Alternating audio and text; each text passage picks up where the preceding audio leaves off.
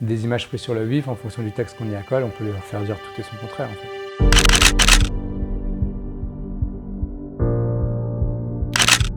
Donc c'est une photo qui fait partie de la série Théâtre de guerre. Elle fait partie des collections du musée de l'Armée et est exposée actuellement dans l'exposition Photographie en guerre. J'ai repris précisément donc, des peintures classiques de Donneville de 1875. Et j'ai invité donc, ces combattants à rejouer leur réalité dans ces mises en scène inspirées de ces peintures classiques. Donc ça a été un long travail, il faut savoir que ça m'a pris 3 ans pour faire 14 images. Donc c'est tout le réseau que j'ai pu développer sur place. Et ils m'ont donné rendez-vous donc dans une ville en Irak, au coin d'une rue, à une heure dite. Donc là je suis arrivé au coin de cette rue, j'attendais. Il y a 2 4x4 qui sont arrivés, 2 grosses 4x4 blanches qui sont arrivées. Ils ont ouvert la portière, il y avait des moustachus avec des kalachnikovs qui m'ont fait signe de monter.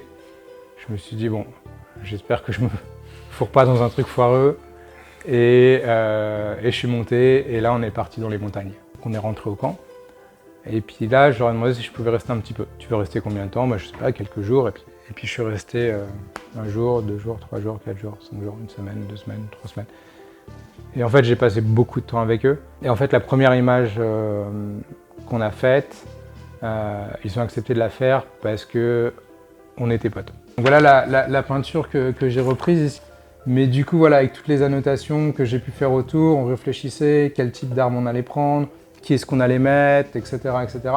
Alors c'est justement sur le matos qu'on allait utiliser, donc pistolet x3, jumelles x2, besace, sac plastique, journaux. En fait, l'idée c'était comment repenser aussi cette image de manière contemporaine. C'est pour ça que j'ai introduit certains éléments, comme la gourde que j'ai pu remplacer par une canette ou une bouteille plastique, comme le soldat ici, où en fait on le voit qui est avec son téléphone portable. Et du coup on a une gestuelle dans les images qu'on voit notamment au niveau des mains, au niveau des placements des corps.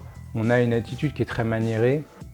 Et ce côté très maniéré qu'il y a dans l'image, en fait, du coup, trahit le dispositif de mise en scène.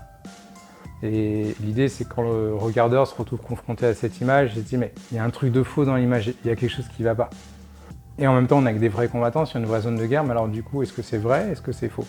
Et c'est ça qui m'intéresse, c'est vraiment cette interrogation sur la construction de l'image de guerre, la théâtralisation du conflit. Pour moi, c'était important de poser ces questions autour de la mise en scène, parce que si on regarde tout au long du XXe siècle, il y a énormément d'images qui sont devenues des icônes de certains conflits qui sont des mises en scène, ou du moins suspectées d'être des mises en scène. Je pense à cette fameuse photo de Robert Capa, du soldat fauché par la balle, où il y a tout un débat, est-ce qu'on est sur une mise en scène ou pas? Mais d'autres qui sont clairement des mises en scène, comme le drapeau américain sur la colline après la bataille d'Iwo Jima, ou le drapeau soviétique sur le Reichstag.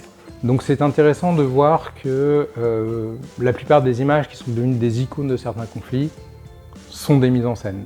Aujourd'hui, il y a aussi des questions à avoir sur la place du reporter de guerre aujourd'hui, puisque les médias vont demander aux reporters. C'est le tir, l'explosion, le cadavre. Aujourd'hui, il y a un nouveau paradigme, c'est le fait que les combattants ont des téléphones portables, des smartphones équipés de caméras, et qui vont se mettre eux-mêmes à produire de l'image. Le reporter va éventuellement être témoin de l'événement, alors que le combattant sera toujours beaucoup plus proche de l'événement, puisqu'il en est acteur lui-même. Sur les images qui ressortent d'Ukraine, on a eu plein de types d'images différentes. On a la ruine, les blessés ou les morts dans les bombardements. Il y a assez peu d'images des affrontements.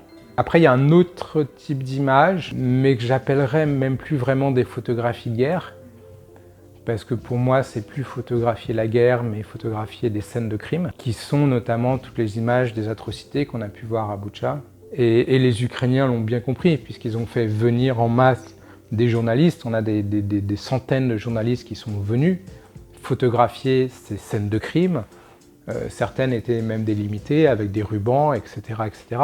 Donc, qui montrent bien qu'on est face à des scènes de crime et pas à des images de guerre. Il est important, je pense, de photographier, de montrer, ne serait-ce que pour que ces images puissent servir comme preuve face à dans des tribunaux pour juger des gens qui sont des criminels de guerre en fait.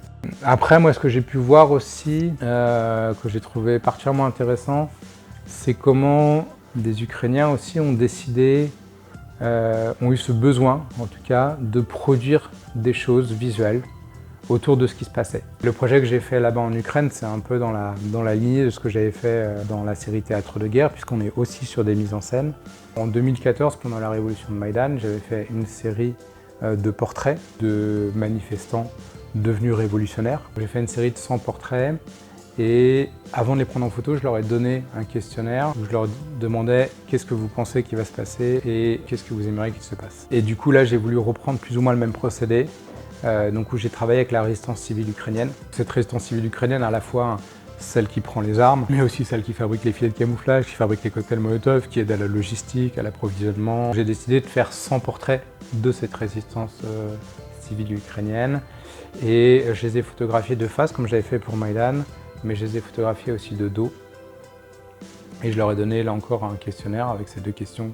Qu'est-ce que vous pensez qui va se passer? Qu'est-ce que vous aimeriez qu'il se passe? Mais du coup, c'est aussi un travail sur la mise en scène. Et pour le moment, je présente uniquement leurs portraits de dos. L'idée, c'est de préserver leur anonymat. Et les portraits de face, en fait, seront visibles que quand l'Ukraine aura retrouvé sa souveraineté. Dans ce projet, c'est interroger le rapport qu'on a à la mise en scène, dans un sens où quand les gens pensent mise en scène, ils pensent mensonge, manipulation, tromperie. Or, je pense que ce projet, par exemple, que j'ai réalisé sur Maïdan, ou ce projet que je fais sur la résistance civile ukrainienne, il n'y a ni mensonge ni tromperie. Et je pense que ces images en disent plus que des images prises sur le vif, où on verrait des gens, alors sur Maïdan, en train de jeter des cocktails Molotov, ou des gens en train de tirer dans un immeuble en ruine. Et en fin de compte, la mise en scène, c'est un procédé. Comme prendre des images sur le vif, c'est aussi un procédé. Et comme n'importe quel procédé, on peut lui faire dire tout et son contraire. On peut le faire mentir comme on peut lui faire dire la vérité. Des images prises sur le vif, en fonction du texte qu'on y accole, on peut lui faire dire tout et son contraire en fait. On peut tromper avec des images sur le vif, comme on peut tromper avec de la mise en scène aussi. Tout dépend de l'usage en fait qu'on en fait.